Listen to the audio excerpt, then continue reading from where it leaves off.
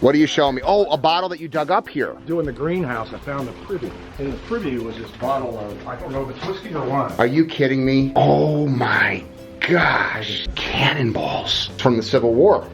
Wow, that's heavy. And I wouldn't want to be hit by that thing. I've never dug up a cannonball. that would be a first for me building a pond. Look at this. Just smells creaky and old and comfortable. I'd literally make a fire in there and sit in here forever. Now, those are some real shrimp boats. It's my boat. And the joke would be, that would be Jenny 1 and Jenny 2 and Jenny 3. 12 Jennies. We just had lunch, had some shrimp right up there, and what's the history down here, buddy? Well, I mean, these are the old school shrimp boats. I mean, these guys are still going, they still live in the old shrimp boat life. I mean, the hard lifestyle, but it's the Forrest Gump lifestyle. Yeah. I mean, it's still going on in Beaufort. This is literally right where they filmed the movie, right? Right, yeah. They filmed the hurricane scenes for the Forrest Gump setting, but they turned down on the top of the mountain. Filmed right here. Is that all you got? Or whatever he said. And you said right there, that's Paris Island, right? Where the Marines train? Yeah, boot camp for Paris Island. I should have been a Marine. I love the haircut and I love the attitude. A lot of respect for Marines. Hoorah! What a great day. Hey guys, how you doing? I'm Greg Wittstock, the Pond Guy. This is my channel, Greg Wittstock, the Pond Guy, and it's all about how people live the aquascape lifestyles, and I guess dogs too. I'm out here in Beaufort, South Carolina, with Trevor, and we're gonna go see, I'm thinking it's a pond. Look at this beautiful garden. Wow, some awesome dogs. Why do I live in Chicago again? Let's check this out.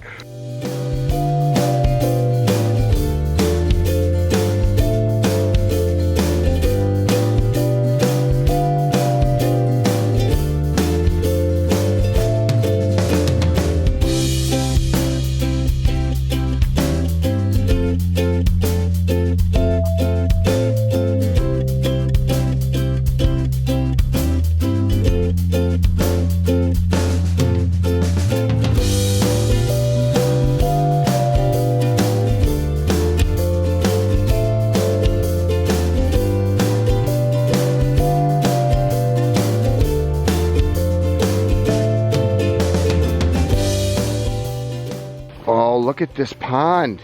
Look at those fish. What do your guests say that stay here? Oh, they love it. I mean, you know, it's nice and relaxing, and especially nice and fortunate night listening to it. This was a little bit of a collaboration. You were telling me. Tell me more about that. Well, Mike called me and he wanted to do this project, so he borrowed a little bit of my expertise, and he basically did a lot of this work himself. I helped him with the waterfall and the skimmer, and we bought all the components for him. The waterfall is made of, it's called marl. It's like a brownstone, and it's quarried up country, played out about 1880. They use them for steps and foundations of houses. And the stones are actually cobblestones from Macon, Georgia. So this was sort of in the back of my mind for a long time. I knew how to haul 56 wheelbarrows full of dirt. How was he as a laborer? Hey, he was awesome. Yeah, awesome. He could come work for me. That's fantastic. Yeah, so it's only been here about 2 years. Planted it out. It's all sort of tropical back here. 4 different kinds of gingers in there. So for somebody that's never lived with an aquascape ecosystem water feature, how would you describe the maintenance to them? It's really simple. My first couple of months, I got into sort of an algae problem. My consultant, I called him, and we pumped it down, cleaned it up, because the problem I've got here in the low country is pollen. And this pecan tree grows, they look like caterpillars about that long. I hadn't given it any thought, so when the pollen saturates that pond, it just has an algae problem. So this year, I took bird netting and I just staked it for about 3 weeks, caught all the pollen, threw it away, and didn't have the problem that I had last.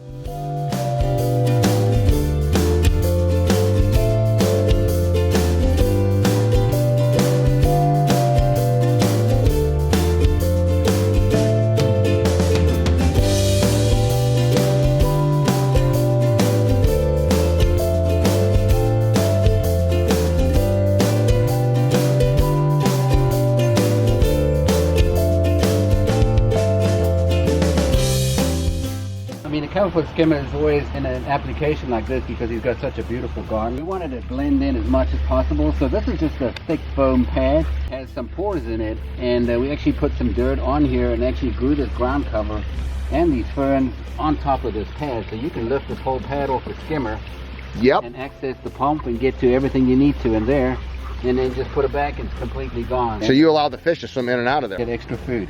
I would be remiss if I didn't show you this 1840s farmhouse. Of course, it's a National Historic Place. Look at this. Just smells creaky and old and comfortable. I'd literally make a fire in there and sit in here forever.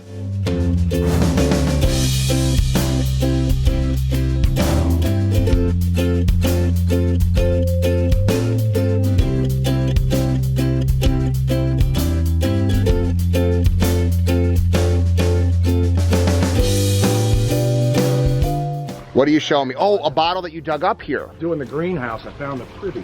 And the privy was this bottle of, I don't know if it's whiskey or wine. Are you kidding me? Oh my I gosh. see some woman going, Clarence? No more for you. How old are we thinking this may be? I'm thinking it's probably 1840s. Cannonballs from the Civil War. Wow, that's heavy. And I wouldn't want to be hit by that thing. I've never dug up a cannonball. That would be a first for me building a pond. This is the personification of somebody living the aquascape lifestyles and guests that get to live the aquascape lifestyles too. It is rental. Probably the most amazing thing about this water feature is it was 14 inches deep and the koi are thriving and healthy. So much of what I read on the internet is false, inaccurate, or misleading when it comes to water features. 24 inches deep in Zone 5 Chicago, it'll be perfectly fine. We'll never get more than 8 inches of ice. The rock and gravel in a pond, it starts with the ecosystem. So there's so many things that in this vlog that I like to showcase about, you know, ponds done right, customer serve right, and people living the aquascape lifestyle, and dogs that like to hang out with you.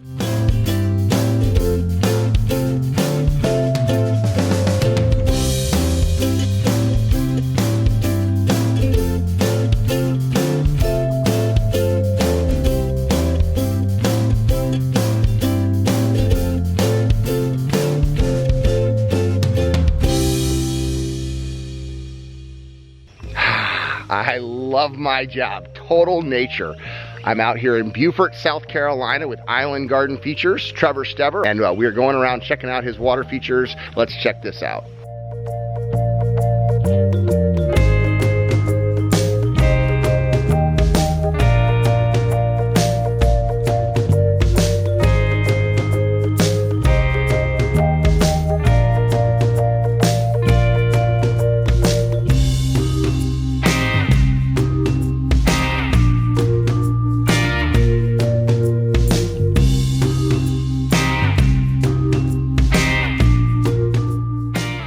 Have a bird like that serenading you and waterfalls, I don't know what gets better than that. So Trevor introduced us to your customer Jeff. So Jeff, you used to have a pond and you replaced it with a pondless, is that correct? Yeah, and we wanted it to angle differently. Okay. The original one sloped away from us, so we wanted to be able to sit up on the back porch and see the water coming down. Now, did you build the pond yourself or did you have someone else build it? No, we had it built when we redid the backyard. We had a lot of work done in the backyard. You can see a fire pit over here. Porch you're on, patio. And why didn't you use the original builder to rebuild it? I think they've gone out of business. I wanted someone that just basically specialized in this. And how did Trevor do for you? Well, I'd give him a C-. I like this guy. We're absolutely excited about this. Love it. So for someone that hasn't lived the aquascape lifestyle, they don't have a water feature, how would you say this is added to your enjoyment of your home? Well, I love the sound of the water. And it really, when you sit up on the porch, it is very relaxing to hear the water flow and to be able to see it and all the plants and flowers. So you and your wife both enjoy it? Oh yeah, yeah. She loves to come back here and tidy up a little bit. And it's therapeutic. How much work is a pondless waterfall in terms of a maintenance? Very little. The only maintenance that we found is when Mother Nature decides to drop things from trees. Which is a garden in general. That's correct. Yeah, like a once a year clean out for Jeff. We'll come in the spring. Like in Beaufort, what happens is in the springtime, all the live oaks drop their leaves, kind of an opposite to the fall. So a lot of the leaves will fall in the spring, early spring. So we usually wait for them to finish falling. And then we'll come in here and literally within an hour, we pressure wash the whole system, drain it, clean the filters, and Jeff's good to go for a year. For a whole year.